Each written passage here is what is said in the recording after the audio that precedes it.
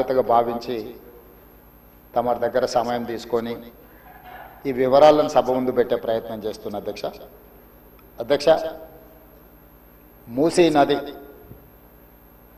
వికారాబాద్ జిల్లా అనంతగిరి కొండల్లో మొదలయ్యి నల్గొండ జిల్లా వాడపల్లి దగ్గర కృష్ణానదిలో కలుస్తుంది.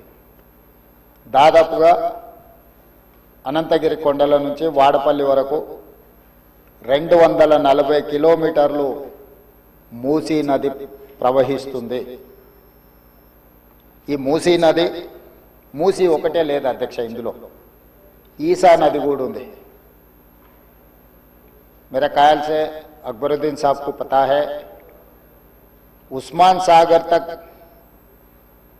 सागर से नीचे भापू घाट तक मूसी नदी आएंगे. हिमायत सागर के ऊपर ईसा नदी है, वो नदी आके भापू घाट में, ये दो नदियों का संगम, इसीलिए भापू घाट वहां बना है.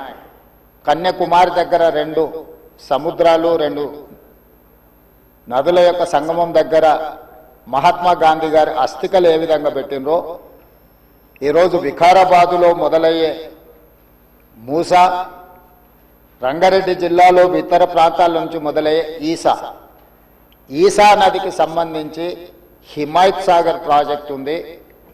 మూసీ నదికి సంబంధించి ఉస్మాన్ సాగర్ ప్రాజెక్ట్ ఉంది, అంటే గండిపేట ప్రాజెక్ట్. ఈ 2 నదులు వచ్చి లంగర్ హౌస్ దగ్గర ఏదైతే బాపు ఘాట్ ఉందో అక్కడ ఈ 2 నదులు కలుస్తాయి.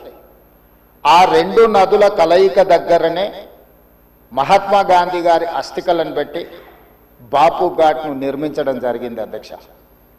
అధ్యక్ష ఈరోజు నాగరికత నదీ పరివాహక ప్రాంతంలోనే పెరిగింది.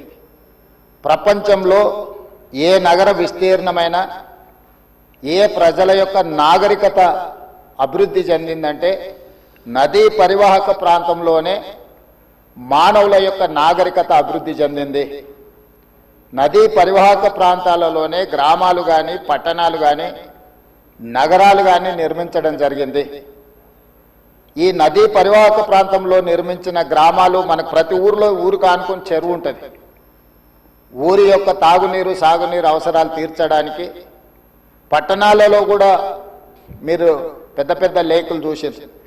ఈరోజు హైదరాబాద్ నగరంలో కూడా కాకతీయుల నుంచి మొదలు పెడితే కులీ కుతుబ్ షాయిలు నిజాం వరకు ఈ ప్రాజెక్టులను నిర్మించడం ద్వారా ప్రజల యొక్క సాగునీరు తాగునీరు అవసరాలను తీర్చడమే కాకుండా పరిశ్రమలను ఏర్పాటు చేయడానికి కూడా ప్రణాళికబద్ధంగా ఆనాటి కాకతీయ సామ్రాజ్యం నుంచి మొదలు పెడితే చివరి నవాబ్ నిజాం నవాబు వరకు కూడా ఈ నదుల యొక్క పరివాహక ప్రాంతంలోనే ప్రాజెక్టులను కట్టడం జరిగింది. ఈరోజు మంజిరా నది ఉండొచ్చు, నిజాం సాగర్ ఉండొచ్చు, లేకపోతే ట్యాంక్ బండ్ ఉండొచ్చు, ఉస్మాన్ సాగర్ ఉండొచ్చు, హిమాయత్ సాగర్ ఉండొచ్చు. వరదలను నియంత్రించాలి. 1908లో ఈ నగరం మీద వరద తుఫాను ఉప్పెనై వేలాది మందిని బలిగొన్నప్పుడు నిజాం సర్కార్ నిజాం ప్రభు మనసు చెల్లించి ఈ సమస్యకు శాశ్వత పరిష్కారం చూపించాలి అని చెప్పి ప్రపంచ స్థాయిలో ఆ రోజుల్లోనే టెండర్లు పిలిచి సాంకేతిక నిపుణులను నియమించి మోక్షగుండం విశ్వేశ్వరయ్య ద్వారా శాశ్వతంగా ఈ నగరానికి వరద ముప్పు నుంచి రక్షించడమే కాకుండా తాగునీటి సమస్యను పరిష్కరించడానికి 1908లో నిజాం సర్కార్ ఈ కార్యక్రమాన్ని ఈ ప్రాజెక్టును చేపట్టడం జరిగింది. 1921-22కు ఉస్మాన్ సాగర్ హిమాయత్ సాగర్ ప్రాజెక్టులను నిర్మించి ఈ రోజుకు 105 సంవత్సరాలైన ఈ పట్టణం నగరం మహానగరంగా విస్తరించిన 105 సంవత్సరాల క్రితం నిజాం ప్రభు నిర్మించిన ఉస్మాన్ సాగర్ హిమాయత్ సాగరే హైదరాబాద్ ప్రజల యొక్క దాహార్తిని ప్రజలకు పాపులర్గా గండిపేట నీళ్ళు అని తెలుసు. హైదరాబాద్కి ఎవరైనా వచ్చి కొంచెం హుషారైతే గండిపేట నీళ్లు అడ్డట్టున్నాయని అంటుంటారు మనోళ్ళు పెద్దలు. అంటే గండిపేట నీళ్లలో వికారాబాద్ నుంచి వచ్చే నీళ్ళల్లో ఒక గొప్ప మహత్యం ఉంది. వికారాబాద్ అడవి ఏదో పిచ్చి మొక్కలతో మొలిచిన అడవి కాదు అధ్యక్ష, వనమూలికలతో కూడుకున్న అడవి. వఖారాబాద్ కా హవా లాఖోं का దవా, అంతేనా అధ్యక్ష? లాఖో మరీదోం కా దవా. టీబీ వచ్చిన వాళ్ళని తీసుకెళ్లి వికారాబాదులో వదిలేస్తే అక్కడ 3 నెలలు ఉంటే నేచరే వాళ్ళని క్యూర్ చేసే విధంగా, అంటే నిజాం వికారాబాద్ అడవులను పిచ్చి మొక్కలతో కాకుండా వనమూలికలతో కూడుకున్న చెట్లను నాటి వాటిని పెంచడం వల్ల వికారాబాదులో టెంపరేచర్స్ తక్కువ ఉంటాయి అధ్యక్ష. హైదరాబాదులో ఈ చుట్టుముట్టుతుండే టెంపరేచర్ కంటే 2-3 డిగ్రీలు వికారాబాద్ అనంతగిరి కొండల్లో టెంపరేచర్ తక్కువ ఉంటుంది. అక్కడ గాలి, అక్కడి నీరు చాలా గొప్ప వనమూలికలతో కూడుకున్నది. ఆ నీళ్ళే గండిపేటకు వచ్చి ఆ గండిపేట నీళ్ళే హైదరాబాద్ నగరానికి ప్రజలకు తాగడానికి ఇవ్వడం ద్వారా మన ఆరోగ్యాన్ని కాపాడడం కాకుండా మనకు తెలివితేటలను కూడా మెరుగుపరచుకోవడానికి నిజాం సర్కార్ ఇవన్నీ ఏర్పాటు చేసింది అధ్యక్ష.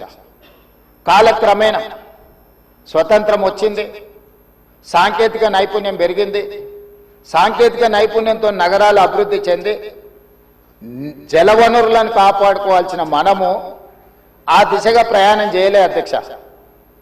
శాశ్వత సమస్యల్ని పరిష్కరించి మన ఆరోగ్యాన్ని కాపాడే జలవనరులను కలుషితం చేయడమే కాకుండా కబ్జాలు పెట్టి ఫామ్ హౌజులు కట్టి ఫామ్ హౌజ్లో డ్రైనేజ్ లైన్లు తీసుకెళ్లి ఈ గండిపేట హిమాయత్ సాగర్ కలిపినారు అధ్యక్ష.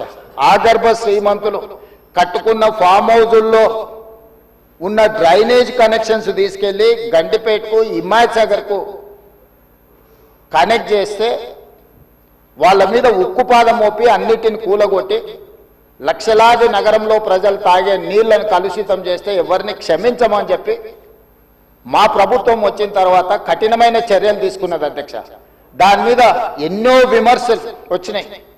జన్వాడలో ఫామ్ హౌజులు, మొయినాబాద్లో ఫామ్ హౌజులు కట్టుకున్న వాళ్ళు నా మీద దాడి చేసిరు. లక్షల కోట్ల రూపాయలు సోషల్ మీడియాలో ఖర్చులు పెట్టి బద్నాం చేసే ప్రయత్నం చేసిరు.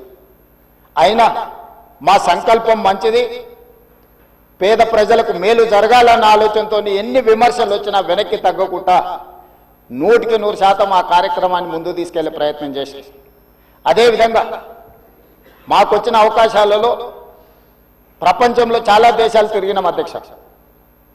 చాలా దేశాలను చూసినాం.